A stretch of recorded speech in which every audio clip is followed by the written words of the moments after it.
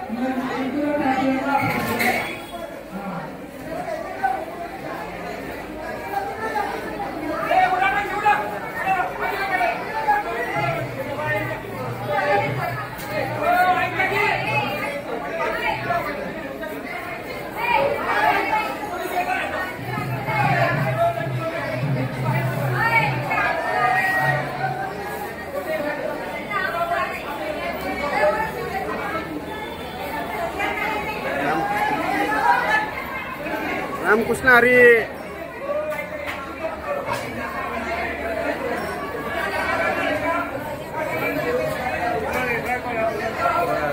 या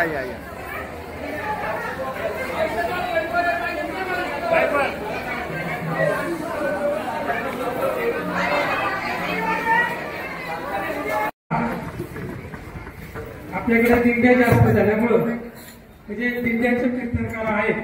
कोदळे महाराजांना क्षमा मागून आजचे कीर्तनकार आहेत कल्याण महाराज बार्शीकर. जय हरी जय हरी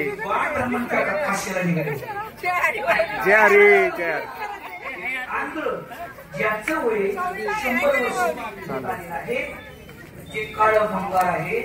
ज्याच्या शरीरावर सुरकुत्या पडलेला आहे आणि ज्याला दिसत नाही असं ते म्हातारं ती आलं कोण काका मला पण काशीला द्या कोण म्हणू लागलं ते 90 पैशाचं म्हातारं. मी तुम्हाला दिंडीत उद्या विचारेन, मी आपल्या दिंडीत सोडतोय. हा माझं ध्यान ते कोण मग मला पण यायचंय. सांगावटेश्वर महाराज पालखी सोहळा यवत या ठिकाणी मुक्कामी आहे. हारे आणि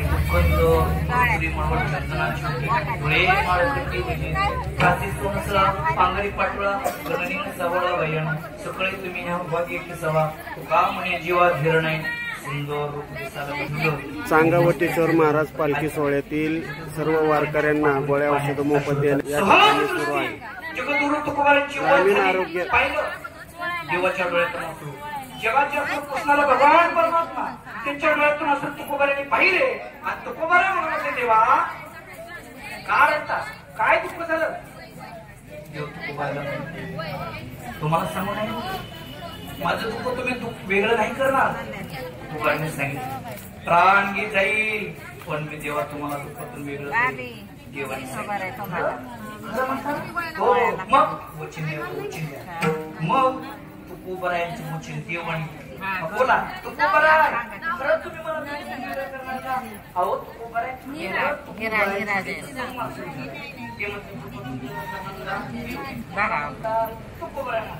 तुकोबराय म्हणतात पडलेल्या आहेत अजून कसे डोळ्यांना दिसत नाही म्हातार ते आग्रह करू लागलं काका मला पण काशीला यायचे विद्वान ब्राह्मण काका होते त्यांनी सांगितलं ठीक आहे पण कसं येणार काका म्हणले मला खांद्यावर घ्या बर काकांनी त्या म्हाताऱ्याला खांद्यावर घेतली कुठे गेले विश्वनाथ तुम्ही विश्वनाथ दीन रंग मेहनात कृपा करायला ते थोडी पाया पडेल बराडी प्रसन्न झालं महाराज दोघाला आणि दोघाला ते बोलदैवत प्रसन्न झाल्यानंतर ब्राह्मण काकाला देव म्हणू लागले काका ऐका मी तुम्हाला प्रसन्न झालेलो आहे तुम्ही मागणं मागा तुम्हाला एवढा त्रास झालेला आहे म्हणून तुमच्यासाठी मी 3 वराची मागणी देतो 3 वर तुम्हाला देणार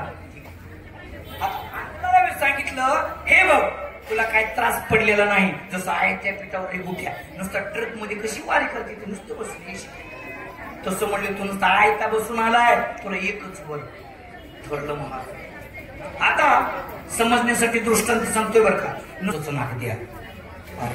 देवाने सांगितलं ठीक आहे म्हणजे मला काय सांगायचंय मी हसवण्यासाठी दृष्टांत सांगितला नाही देवाने पहिल्यासारखं नाक केलं पण इतका देव प्रसन्न होऊन सुद्धा देवाला काय मागावं याची आपल्याला अक्कल नाही केलं सगळं वाया आता त्या आंधळ्याला विचारलं म्हाताऱ्या होय म्हाताऱ्या काय पाहिजे तुला त्यांनी सांगितलं देवा वचन द्या लय आंधळा लय हुशार होतो महाराज भगवान शिवजींचं वचन घेतलं मागू का देवा मागा काय मागितलं हे देवा माझ्या नातवाच्या डोक्यावर हे तुमचं पाठ आहे तुम्ही सगळे ज्ञानी माणसे माझ्या नातवाच्या डोक्यावर राजछत्र धरलेलं मी माझ्या डोळ्यानं पाहावं एवढंच मला द्या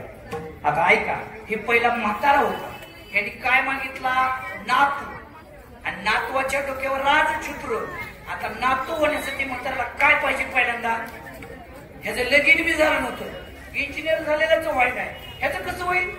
पण देव आहे हो काय करता कृपा करतो देव पहिल्यांदा त्याला त्याचं लगीन केलं कोणाचं त्या आंधळ्याचं आता लगीन संसार सुरू झाला लगेच होते का नातू व्हायचा आहे कसली मागणी विचार करा नातू काय लगेच होतो का मग आधी त्याला पूर्ग द्यावा लागला कुणाला म्हणा की आंधळ्याला एवढं म्हणावं म्हणजे झोप येणार नाही लवकर केलं नाही कारण वेळेचं लय होत नाही आंधळ्याला आहे ना गेला पुत्र तो मुलगा झाला आता त्यांनी काय मागितलंय नातू लय हुशार आहे महाराज पाटील नातू मग त्या मुलाचे बी लगीन करावं लागलं नातू कसा व्हायचा मग त्याचे बी लगीन केलं आणि लगीन झाल्यावर त्याला काय झाला नातू मुलगा झाला ना त्या आंधळ्याला झाला नातू एवढ्यावर बघलं का त्याच्यावर राजू चित्र करायचे अरे बा नाद करायचं नाही का त्याच्या मागणीचा राजू चित्र करायचं म्हटल्यावर त्याला मोठं शहर देऊन टाकलं आका भागच सोलापूर जिल्हा आमचा महाराष्ट्र जिल्हा तालुका सगळं देऊन टाकलं म्हणजे त्याला राजा केलं महाराज आणि मग ते हत्ती आणला आणि हे बघायला त्याला डोळं पण देवाने तयार केलं बरं का बायको मिळण्यासाठी त्याला पुरेपणा